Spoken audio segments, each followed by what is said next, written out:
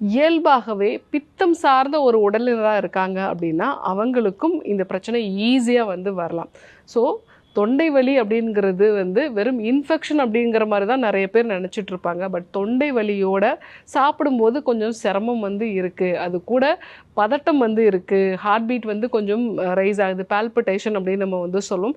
இது கூட மூச்சு திணறலும் சில சமயங்களில் வந்து இருக்குது. அடிக்கடி இருமல் உண்டாகுது அப்படின்னா இது ஜிஇஆர்டி மாதிரியான பிரச்சனைகளோட ஒரு வெளிப்பாடு. அதுவும் ரொம்ப நாளாக இருக்குது. ஒரு 2 மாதம் 3 மாதம் இந்த பிரச்சனை இருக்குது அப்படின்னா கண்டிப்பாக இது வந்து செரிமான கோளாறுகளால் வரக்கூடிய ஒரு பிரச்சனை தான். இதை எப்படி சரி பண்ணுறது அப்படின்னா, ஸோ நீங்கள் உணவுக்கு அப்புறமா வெது வெதுப்பாக ஜீரக தண்ணீர் இல்லைன்னா ஓம தண்ணீர் வந்து குடிக்கிறது நல்லது. நீங்கள் வெது வெதுப்பாக குடிக்கும் பொழுது அது உங்களுடைய செரிமான சக்தியை வந்து நல்லா இம்ப்ரூவ் பண்ணும்.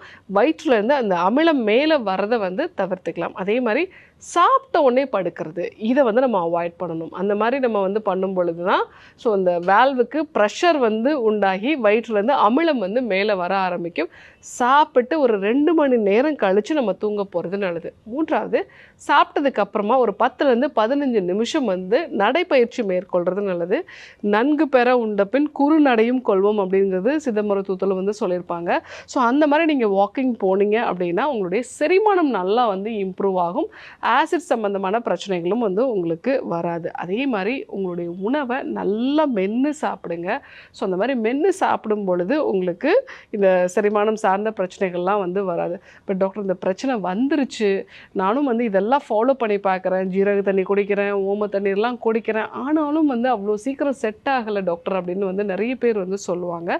ஸோ அந்த மாதிரி இருக்கிறவங்க நீங்கள் அமிர்தல் சிரப் வந்து எடுத்துக்கலாம். உணவுக்கு அப்புறமா அமிர்தல் சிரப் வந்து ஒரு 15 ml 45 ml தண்ணீரோடு சேர்த்து எடுத்துக்கும் போது கண்டிப்பாக நல்ல ஒரு மாற்றங்கள் வந்து வரும்.